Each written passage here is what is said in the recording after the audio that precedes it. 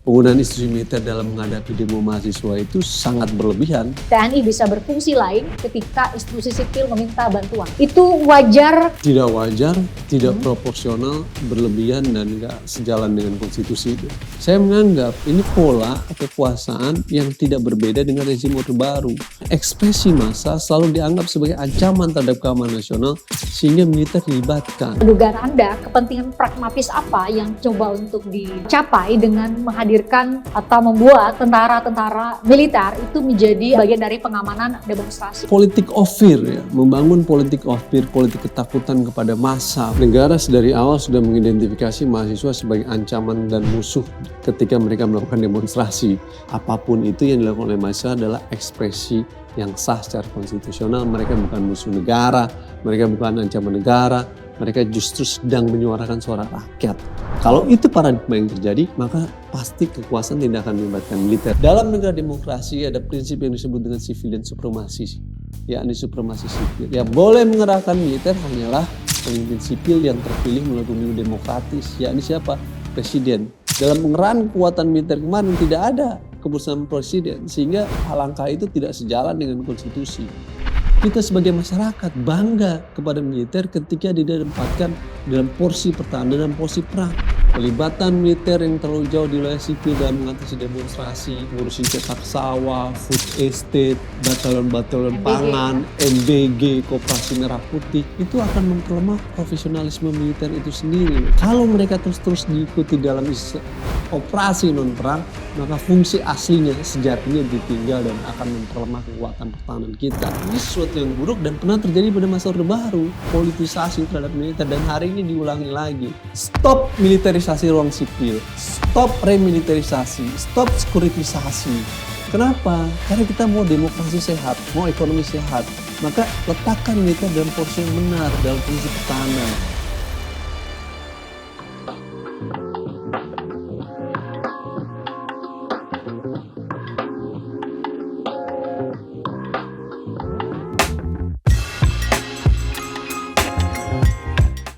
Keterlibatan militer dalam mengamankan demonstrasi yang berlangsung, setidaknya Anda bisa lihat, kita bisa lihat semua di berbagai pemberitaan pada demonstrasi 12 Juni lalu, itu memunculkan pertanyaan. Memang di Undang-Undang Nomor 3 Tahun 2025 nih tentang perubahan Undang-Undang TNI, memang dimungkinkan TNI itu punya beberapa fungsi, termasuk bantuan kepada institusi sipil. Apakah wajar, dalam tanda petik, bantuan kepada institusi sipil dalam hal ini Polri dalam mengamankan demonstrasi, atau ada hal lain yang perlu untuk kita telusuri lebih dalam? Saya sudah bersama dengan peneliti senior imparsial, Ketua Sentra Inisiatif dan anggota Koalisi Masyarakat Sipil Sektor Keamanan, Mas Al-Araf. Makasih Mas, lama nggak jumpa. Iya, lama nggak jumpa nih, jumpanya tempat berbeda sekarang. Iya, makasih sudah beberapa waktu kita membuat konten di channel ini, Mas Al-Araf, dan kali ini kayaknya paling pas ditanyakan kepada Mas Al-Araf karena kami dan saya yakin juga masyarakat bertanya-tanya kenapa pada saat terjadi demonstrasi 12 Juni lalu selain ada polisi itu juga ada tentara. Itu wajar karena di Undang-Undang TNI yang baru, Undang-Undang Nomor 3 Tahun 2025 itu sudah membuka, ada narasi atau frasa yang memang membuka peluang itu bahwa TNI bisa berfungsi lain ketika institusi sipil meminta bantuan. Kan narasi yang disampaikan karena Polri minta bantuan TNI. Tidak wajar, tidak proporsional, berlebihan, dan nggak sejalan dengan konstitusi itu. Karena sesungguhnya ekspresi mahasiswa dalam aksi demonstrasi kemarin itu sesuatu yang sah dan legal secara konstitusi, secara hukum. Itu bagian dari masyarakat menyampaikan kebebasan mereka, kritik mereka terhadap kekuasaan.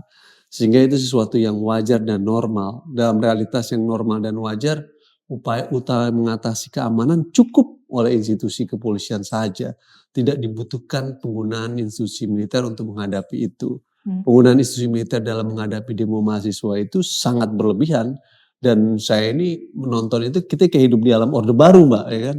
Padahal ternyata kita udah bukan Orde Baru, tapi serasa di masa Orde Baru. Apakah ini menjadi penanda bahwa memang pola-pola sistem keamanan sudah balik ke ala Orde Baru, di mana militer masuk jauh di wilayah-wilayah kehidupan sipil? Karena faktanya banyak sekali sejak pemerintahan Prabowo berkuasa, militer masuk ke berbagai sektor sipil dan mendapat kritik dari berbagai masyarakat. Salah satunya adalah dalam kasus demonstrasi ini. Ini sangat tidak proporsional dan sesungguhnya tidak wajar dan tidak dibutuhkan. Meskipun alasan yang disampaikan adalah ya kan tentara tuh ada di lapis dalam yang berada dan berhadapan dengan para demonstran adalah tetap polisi. Kami hanya bersiap-siap saja jika terjadi situasi yang tidak diinginkan ketika terjadi demonstrasi. Itu cukup menjadi pembenaran? Tidak dibenarkan juga alasan itu. Walaupun tentara di lapis kedua, dia tidak dibutuhkan dan tidak juga harusnya ada di situ. Karena pada dasarnya militer itu dilibatkan dalam situasi dan kondisi pilihan yang terakhir atau last resort. Kalau kapasitas sipil sudah tidak bisa menanggulangi situasi kondisi ancaman terhadap kondisi keamanan nasional yang terjadi, karena misalkan terjadi situasi kondisi kedaulatan, maka pemimpin sipil boleh mengerahkan kekuatan militer, dalam hal ini presiden.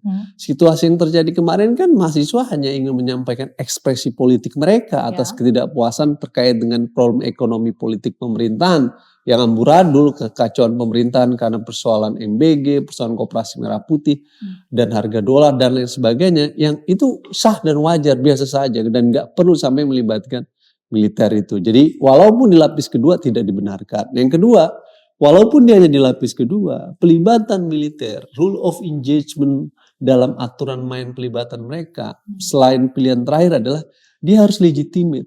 Apa artinya? Dia harus atas dasar keputusan politik presiden. Karena pada dasarnya, sesuai konstitusi Indonesia, presiden adalah pemegang kekuasaan tertinggi atas angkatan darat, laut, dan udara. Dalam pengerahan kekuatan militer kemarin tidak ada keputusan presiden, sehingga langkah itu tidak sejalan dengan konstitusi. Dalam negara demokrasi ada prinsip yang disebut dengan civilian supremacy, yakni supremasi sipil. Yang boleh mengerahkan militer hanyalah pemimpin sipil yang terpilih melalui pemilu demokratis, yakni siapa? Presiden. Karena dialah yang menjadi representasi rakyat. Oleh karena itu, sebagai organisasi yang memiliki kewenangan menggunakan senjata koersif, pelibatan militer hanya bisa dilakukan kalau presiden yang memerintahkan. Dalam konteks itu, meski polisi meminta perbantuan kepada militer, tetap harus bantuan itu harusnya kepada presiden. Presidenlah yang mengerahkan. Walau saya ragu apa benar ada itu permintaan dari awal oleh kepolisian terkait dengan hal itu. Walaupun ada, itu sesuatu yang keliru. Jadi yang dimaksud dengan memberikan bantuan kepada institusi sipil, ya TNI bisa memberikan, salah satu fungsinya adalah memberikan bantuan kepada institusi sipil di Undang-Undang Nomor 3 Tahun 2025. Menurut Anda itu maknanya apa? Apakah Anda perlu dijabarkan secara rigid, memang mekanismenya adalah Kapolri minta ke presiden dulu, atas izin presiden. Karena kan kalau kemarin kita harus baca konteksnya juga, Mas Al-Araf. Itu kan demonstran mau menuju ke istana dan dihalangi di daerah Tamrin gitu ya, untuk tidak sampai ke daerah atau area ring 1 di dekat-dekat istana gitu ya. Jadi apakah kemudian kita patut diduga bahwa itu adalah atas restu presiden? Pertama saya juga bingung ya, mengapa demonstrasi nggak boleh sampai ke depan istana? Seharusnya itu diberikan ruang, walau memang ada aturan di internal keamanan apalah nggak boleh. Menurut saya ekspresi itu harus diberikan ruang juga sampai ke sana. Kedua, walaupun sampai ke ring istana, mereka melakukan secara damai kok demonstrasinya, nggak melakukan tindakan-tindakan yang tidak damai. Artinya itu ekspresi biasa saja yang disah secara hukum dan secara politik gitu. Jadi nggak perlu pelibatan militer. Jadi nggak ada urgensi, nggak ada alasan bahwa mereka pengen ke istana kemudian melibatkan militer. Enggak. Dengan kapasitas kepolisian saya aja sudah cukup kok, ya kan? Penanganan yang dilakukan. Nggak perlu melibatkan militer secara berlebihan seperti itu. Nah, problemnya ini sebenarnya Mbak, kekuasaan memang memperlihatkan dirinya seringkali mempolitisasi militer untuk kepentingan politik rezim dalam kerangka mengamankan kekuasaan dia gitu. Saya menganggap ini pola kekuasaan yang tidak berbeda dengan rezim Orde Baru, di mana ekspresi massa selalu dianggap sebagai ancaman terhadap keamanan nasional sehingga militer dilibatkan. Nah, secara sembunyi-sembunyi di belakang layar presiden mengiyakan pola seperti ini dan dalam batas-batas tertentu memang memberikan ruang yang besar kepada militer untuk masuk ke wilayah sipil. Ini yang saya sebut sebagai kontrol sipil subjektif, bukan kontrol sipil objektif, di mana militer melakukan di mana pemimpin sipil dalam presiden melakukan politisasi terhadap militer untuk kepentingan-kepentingan keamanan dia. Kalau presidennya firm tentang pelibatan militer, maka presiden buat keputusan presiden untuk pengerahan itu. Dan harus bertanggung jawab jika terjadi sesuatu masalah. Pertanyaannya kan tidak ada yang mau bertanggung jawab dalam pengerahan kekuatan militer itu. Sehingga presiden tidak mau membuat keputusan presiden tentang pengerahan kekuatan militer. Jadi kalau nggak mau bertanggung jawab, kerahkan penanganan keamanan dalam kondisi yang normal. Situasinya normal, maka polisi lah yang bekerja untuk fungsi Kamtibmas, nggak perlu militer. Ini sesuatu yang akan memperlemah kondisi militer itu sendiri. Pelibatan militer yang terlalu jauh di wilayah sipil dalam mengatasi demonstrasi, ngurusin cetak sawah, food estate, batalion-batalion MBG, pangan, MBG, Koperasi Merah Putih, itu akan memperlemah profesionalisme militer itu sendiri loh. Karena kapasitas militer itu sejatinya dilatih dan didik, dipersiapkan untuk perang. Kita sebagai masyarakat bangga kepada militer ketika ditempatkan dalam porsi pertahanan dan porsi perang. Tapi kita tentu akan miris jika mereka yang dilatih dengan sekian banyak jumlahnya, lalu kemudian diberikan alutsista, beli Sukhoi, beli tank Leopard, kalau ujung-ujungnya adalah ngurusin MBG, ada di dapur, ngurusin cetak sawah, ngurusin demonstran. Ini miris gitu. Padahal kita ingin mereka menjadi kekuatan pertahanan yang kuat. Nah, kalau mereka terus-terus diikuti dalam operasi non-perang, maka fungsi aslinya sejatinya ditinggal dan akan memperlemah kekuatan pertahanan kita. Ini sesuatu yang buruk dan pernah terjadi pada masa Orde Baru, politisasi terhadap militer, dan hari ini diulangi lagi. Nah, ini yang saya kasih siapa? Tentaranya sendiri. Otoritas sipil mempolitisasi militer untuk kepentingan taktis, pragmatis, kekuasaan dalam mensukseskan proyeknya dia, dan mungkin dalam konteks pemilu 2029. Kalau di konteks demonstrasi kemarin, menurut Anda atau dugaan Anda, kepentingan pragmatis apa yang coba untuk dicapai dengan menghadirkan atau membuat tentara-tentara militer itu menjadi bagian dari pengamanan demonstrasi? Apa yang mau ditujukan? Show of force? Politik of fear ya, membangun politik of fear, politik ketakutan kepada massa bahwa tentara hadir dan lain sebagainya, sehingga harapannya massa kemudian menjadi takut dengan kehadiran militer dan sebagainya itu. Tapi kan massa tidak takut tentang hal itu karena massa menyadari bahwa saya sedang menyuarakan suara rakyat dengan cara damai, maka baik polisi ataupun militer mereka tetap akan menyuarakan itu secara damai. Jadi pada satu sisi ada upaya membangun posisi politik ketakutan itu gitu. Perlu diingat ya, dalam rezim pemerintahan ini sejak pemerintahan Prabowo memimpin, kita melihat ada fenomena state of terrorism yang berkembang, ya, ini terorisme negara. Itu bukan hanya dilakukan oleh kelompok masyarakat seperti Amrozi, Azari dan lain sebagainya. Negara dalam batas-batas tertentu juga seringkali menggunakan cara-cara teror untuk membungkam kelompok-kelompok masyarakat dan melakukan tindakan-tindakan intimidasi dan secara langsung ataupun tidak langsung gitu. Secara langsung dalam kasus Andri Yunus, ya kan, itu secara nyata pelibatan intelijen strategis dalam serangan kepada Andri Yunus dengan serangan air keras itu simbol nyata untuk memberikan message politik membangun state of terrorism itu, terorisme negara, untuk menakuti masyarakat agar masyarakat takut untuk melawan kritik terhadap kekuasaan, agar masyarakat nggak berani lagi untuk melakukan ekspresi dia menyampaikan kritik terhadap kekuasaan. Nah, dengan cara itu, nah ini mirip kayak Orde Baru. Ini mirip fear mongering ya? Iya, state of hidup di dalam negara-negara totalitarian Mbak biasanya, dan terjadi di banyak negara dalam sejarah dunia, di Eropa ataupun pada masa lalu ataupun di Amerika Latin, plus juga di Indonesia pada masa Orde Baru. Pola kekuasaan state of itu juga terlihat sejak misalkan ketika teman-teman masyarakat sipil mengadvokasi undang-undang TNI di Vermont, lalu kemudian kantor Kontras dipantau oleh militer dengan tanknya, bukan tank ya, anoanya atau apa itu dipantau di Kontras berulang kali. Lalu kemudian serangan kepada Andri Yunus, lalu kemudian serangan pembungkaman terhadap kelompok-kelompok masyarakat sipil lainnya. Jadi saya melihat ada pola kekuasaan yang menggunakan cara-cara dalam menghadapi kelompok masyarakat. Demo mahasiswa yang dilakukan secara damai, lalu kemudian dihadapi dengan cara militer, dengan melibatkan militer untuk memberikan pesan ketakutan kepada masyarakat. Pada sisi lain, dalam istilah keamanan ini yang disebut dengan sekuritisasi, yakni semua isu di dalam politik keamanan ditarik menjadi isu keamanan nasional sehingga memberikan legitimasi kepada kekuasaan untuk mengerahkan militer di dalam menggunakan mengamankan situasi yang terjadi. Nah, sekuritisasi itu dalam teori politik keamanan persilangan antara demokrasi dan otoritarian. Jadi sedikit lagi kita jeblos ke dalam rezim otoritarian. Meski banyak pengamat menganggap kita sekarang udah rezimnya udah totaliter seperti tulisan Pak Sukidi ataupun penulis-penulis lainnya. Jadi menurut saya memang hari ini dengan corak masuknya militer dalam menangani demonstrasi itu menunjukkan pola dan karakter watak rezim yang represif dan rezim yang menunjukkan sekuritisasi tadi. Mas Alaraf, apa yang membedakan secara signifikan baik secara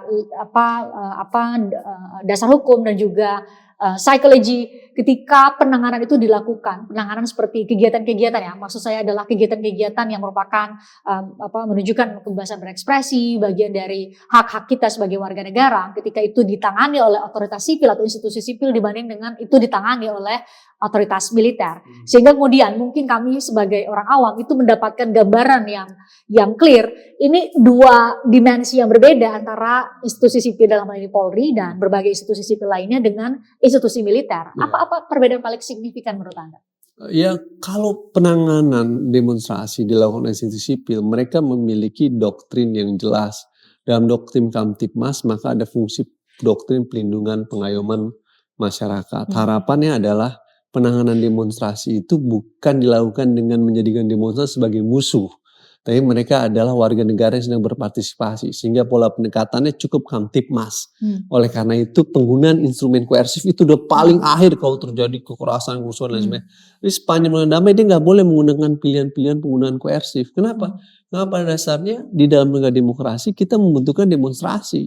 Ingat loh kata Muhammad Hatta, wakil presiden kita pertama, demokrasi hanya sehat jika ada demonstrasi. Karena apa? Dia menjadi penyeimbang gitu di dalam kekuasaan supaya tidak terjadi penyalahgunaan kekuasaan karena power tend to corrupt tuh. Oleh karenanya demonstrasi sesuatu yang dibutuhkan dalam demokrasi. Jadi dia bukan ancaman. Untuk memastikan rasa aman dinamika yang ada cukup fungsi-fungsi Kamtipmas. Militer tidak dilatih dalam fungsi-fungsi Kamtipmas. Militer dilatih dalam fungsi untuk kepentingan perang. Dalam konteks itu dia lebih berbicara tentang doktrin dan lain sebagainya itu. Sehingga dia harus ditempatkan dalam porsi pertahanan, bukan masuk wilayah-wilayah sipil seperti Kamtipmas. Karena kalau itu terjadi, kita akan menjadikan menormalisasi kehidupan demokrasi dengan militer masuk di dalamnya. Nah itu sama saja seperti pada Orde Baru. Yang terjadi adalah justru menimbulkan ketidakamanan, kekacauan dan lain sebagainya jika terjadi benturan-benturan di lapangan gitu ya.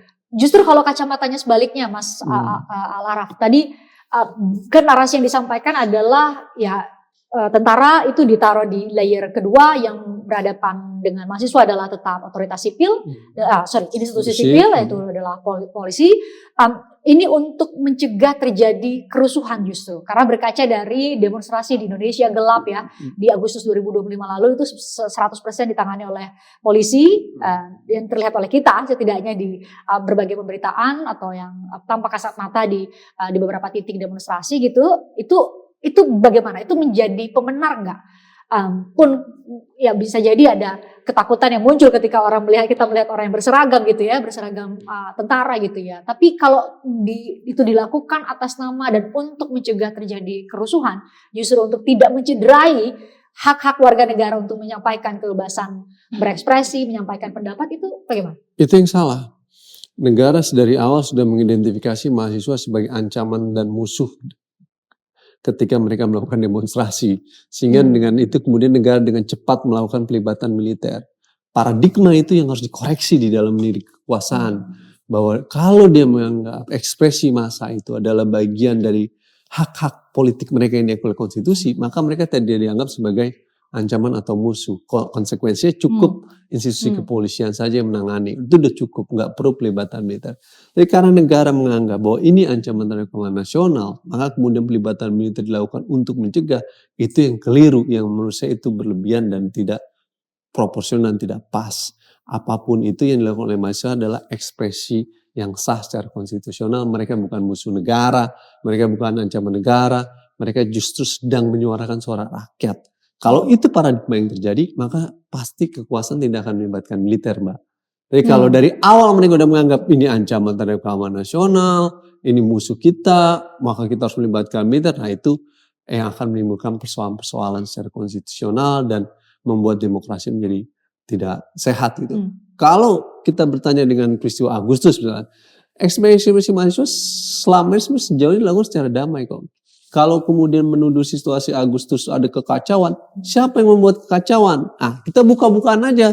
Komnas HAM buka, teman-teman masyarakat sipil ya lebih baik Komnas sudah membuka peristiwa-peristiwa tersebut tidak bisa dilepaskan dari dugaan keterlibatan oknum-oknum intelijen strategis dalam peristiwa Agustus seperti laporan yang disampaikan oleh teman-teman koalisi masyarakat sipil yang disampaikan oleh YLBHI, Kontras dan lain sebagainya.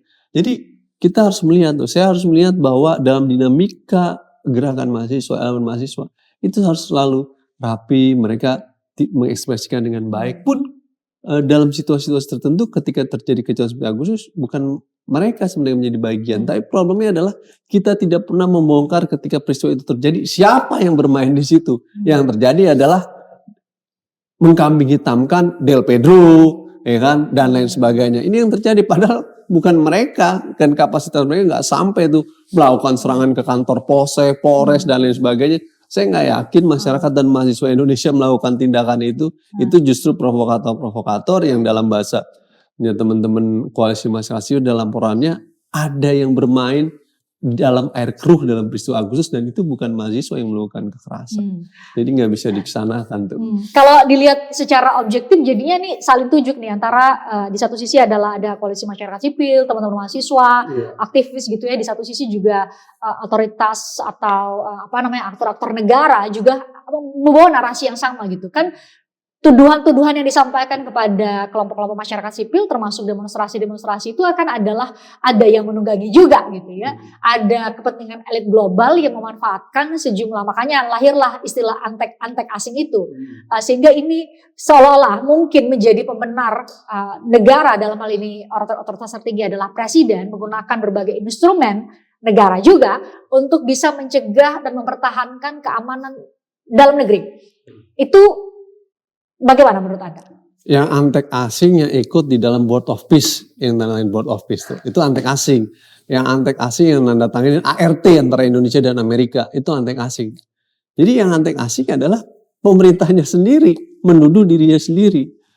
Lalu masyarakat yang dituduh melakukan sebagai antek asing. Apa yang dilakukan oleh masyarakat? Nggak ada kondisi yang kemudian diakibatkan karena antek asing bermain. Yang dilakukan oleh masyarakat karena realitas masyarakat yang terjadi melihat kondisi ekonomi politik dan masyarakat kita dalam situasi yang sulit gitu loh.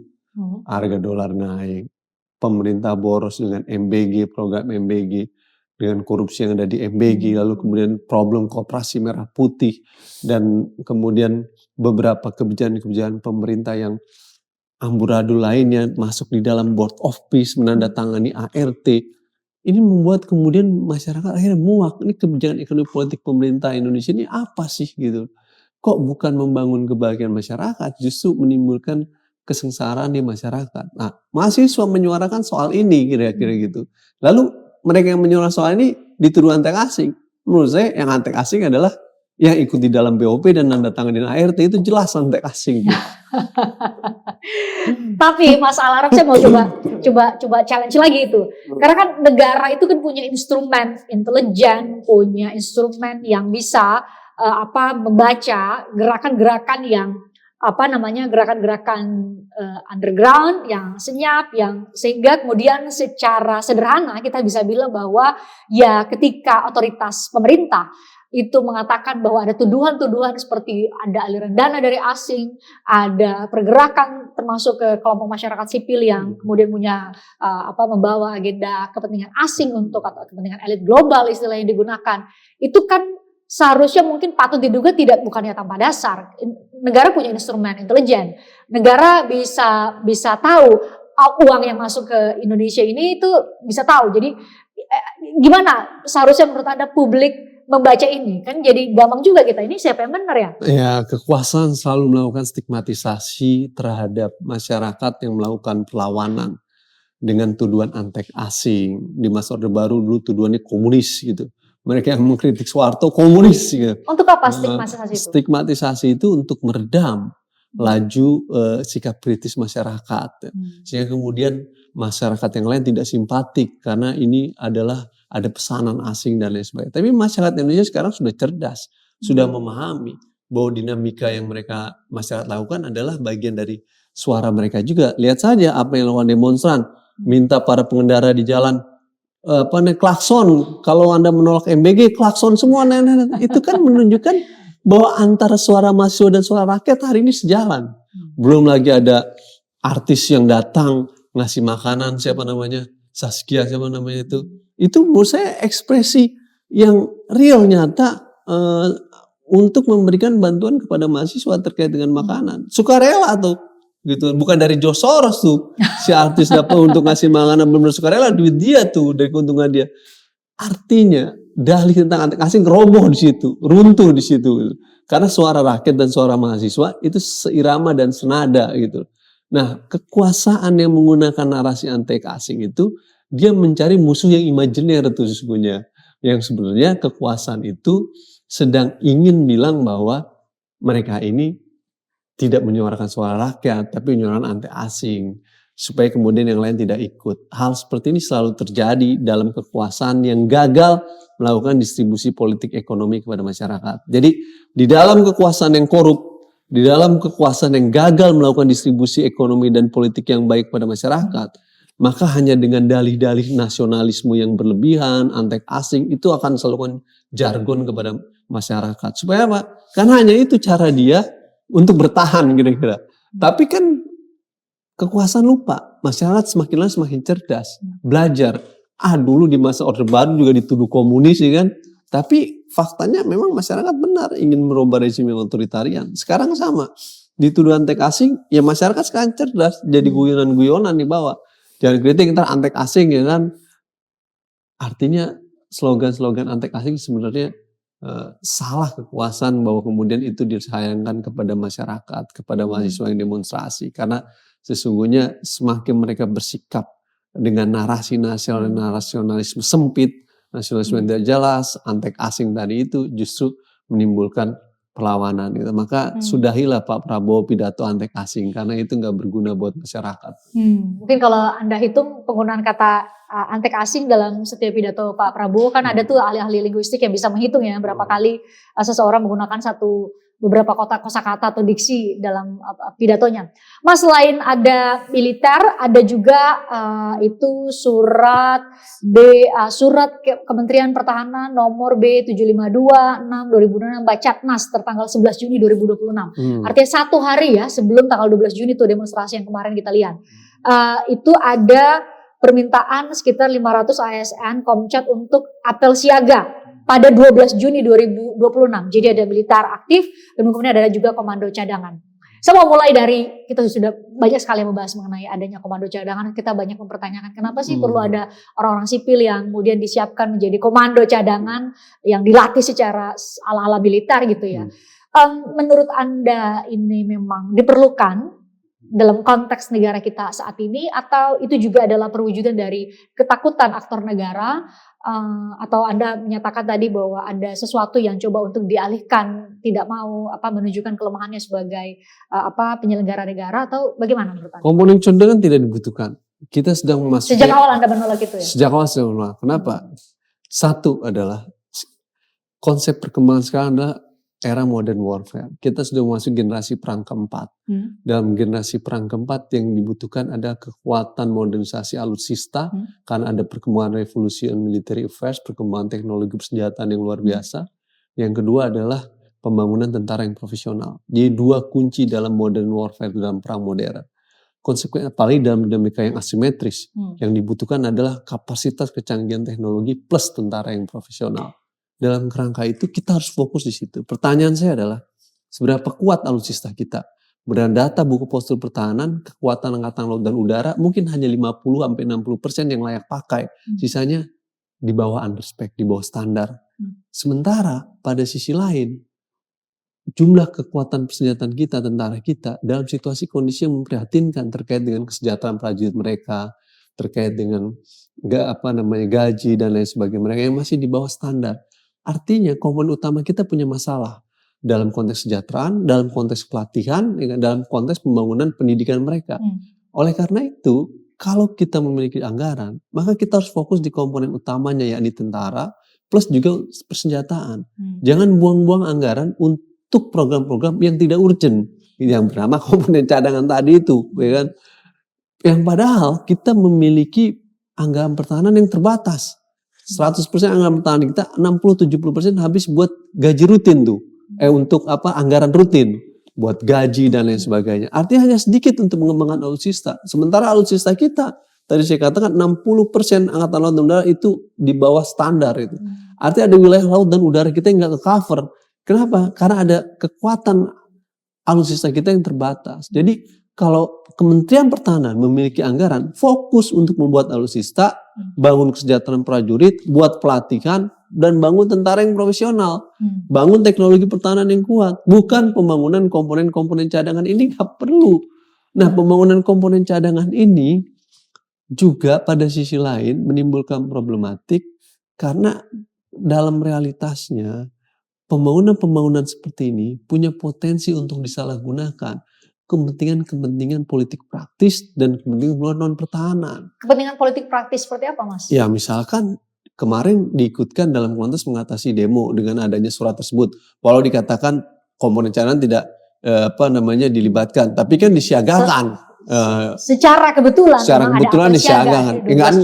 Kan nggak ada apa siaga kalau besok nggak ada apa-apa, itu artinya kan ada tendensi gitu loh untuk mengerahkan mereka kalau ada situasi-situasi kondisi tertentu. Nah, menurut saya itu contoh nyata ya.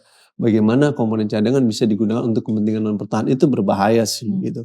Kita ingat pada tahun 98 ketika gerakan mahasiswa melakukan perlawanan terhadap rezim pemerintahan pada masa itu digunakan paham swakarsa ya kan untuk menghadapi masyarakat, terjadi konflik horizontal. Oleh karena itu komponen cadangan bisa menjadi masalah jika kekuasaan menyalahgunakan. Nah, saya khawatir tendensi penyalahgunaan komponen cadangan untuk kepentingan non pertahanan bisa terjadi. Lebih khawatir lagi kalau kemudian akan dilibatkan dalam pertarungan politik misalkan seperti 2029. Itu menjadi sesuatu yang berbahaya. Oleh karena itu, lagi-lagi saya katakan, komponen cadangan ini hanya untuk fungsi-fungsi pertahanan. Di luar pertahanan jangan digunakan, Pak. Kenapa? Karena hal itu akan menimbulkan masalah. Pun jauh lebih baik adalah nggak perlu ada komponen cadangan. Karena kalau saya jadi Menteri Pertahanan, andaikan Presiden Prabowo menunjuk, walau nggak mungkin menunjuk gitu ya, saya akan anggaran pertahanan hanya untuk alutsista, kesejahteraan prajurit, pembangunan tentara yang profesional. Udah, fokus di situ. Dan nggak perlu juga membangun batalion-batalion teritorial sampai 700 batalion teritorial. Itu jelas membebani anggaran. Akhirnya apa? Kementerian Pertahanan meminta penambahan anggaran pertahanan kemarin jadi berapa triliun itu kan. Ya. Di tengah kondisi krisis ekonomi. Emang nggak ngeliat ekonomi Indonesia lagi susah ya kan. Dolar naik, masalah susah, harga bahan pokok susah. Saya ini biasa makan gorengan, ngambil cabai main seraup gitu. Sekarang nggak bisa. Beli gorengan 15.000 dikasih bentuknya cabainya cuma 5 biji. Karena harga cabai naik. Nah, di tengah kondisi ekonomi yang parah kayak begitu, Kementerian Pertahanan meningkatkan anggaran pertahanan untuk kebutuhan-kebutuhan tadi itu. Penanganan persoalan di Papua atau lain-lain yang nggak ada urusannya dan justru menimbulkan masalah. Kenapa menimbulkan Papua ataupun lain-lainnya untuk menaikkan anggaran pertahanan? Anggaran pertahanan harus dilakukan secara proporsional, tidak untuk fungsi-fungsi yang akhirnya membebani dia. Kenapa? Karena tadi pembangunan batalion 700 batalion teritorial ini seolah-olah kita sedang ingin membangun situasi dan kondisi kedaruratan perang terjadi di Indonesia. Enggak lah, kita enggak dalam situasi itu. Lebih baik kita fokus untuk alutsista dan senjata. Plus Undang-Undang TNI menyebutkan penggelaran kekuatan TNI di dalam penjelasan pasal 11 tentang Polisi Pertahanan tidak boleh mengikuti administrasi pemerintahan sipil dan enggak boleh mengikuti kepentingan politik. Itu jelasnya Undang-Undang TNI. Apa yang terjadi sekarang? Pembangunan komando teritorial plus batalion teritorial itu mengikuti struktur pemerintahan sipil. Nah, ini akan membebani anggaran pertahanan. Ketimbang membangun batalion teritorial yang akhirnya nanti disuruh pada ngurusin hewan ternak, MBG, Satgas, kehutanan dan lain sebagainya, lebih baik ini untuk kepentingan bangun kesejahteraan prajurit. Mbak bisa lihat berapa banyak konflik rumah dinas prajurit terjadi. Penggusuran mereka disuruh pindahkan, dialokasikan, kan sedih. Berapa banyak juga tentara yang masih tinggal di luar rumah dinas, ngekos dan lain sebagainya. Kan kasihan. Lebih baik anggaran untuk Komcat, anggaran untuk batalion teritorial kita fungsikan untuk bangun rumah dinas prajurit, sekolah-sekolah anak mereka, pendidikan dan lain sebagainya. Kebetulan saya ini anak kolong, Mbak. Jadi saya tahu persis bagaimana susahnya menjadi anak tentara.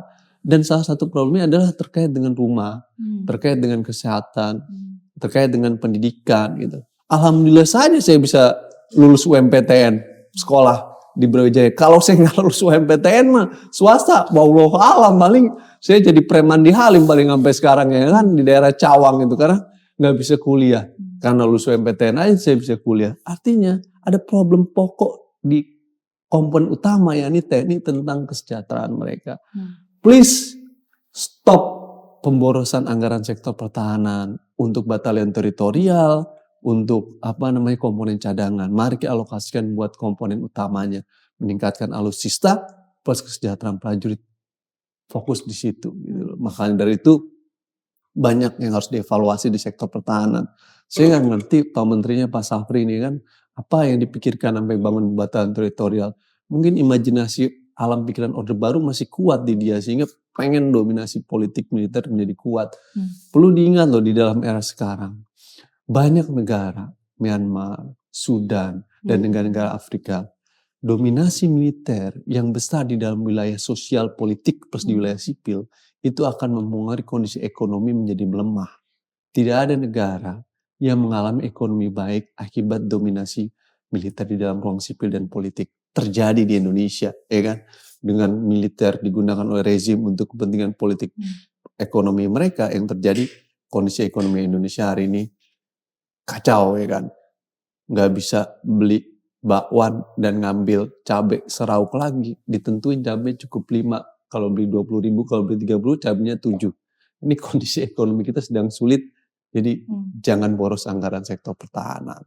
Tapi menarik tadi catatan Anda bahwa tidak ada satu negara pun di dunia yang berhasil ekonominya kalau ia menjadikan militer dominan di dalam sosial penyelenggaraan, politik. penyelenggaraan pemerintahannya. Betul, termasuk satgas-satgas yang kehutanan itu menurut saya itu militerisasi yang luar biasa sih. Jadi menurut Anda sangat mendesak Presiden meredesain proporsi pelibatan militer ke dalam semua sektor, termasuk dalam militer itu sendiri terjadi restrukturisasi. Jadi untuk bisa mengembalikan proporsi yang jelas antara sipil dan juga militer, karena itu tadi Anda katakan bahwa dampaknya bahkan sampai ke perekonomian. Sangat mendesak MPR untuk mengevaluasi presiden, bukan presiden mengevaluasi militer, karena presidennya sudah tidak mau mendengar. Bercanda kalau yang ini.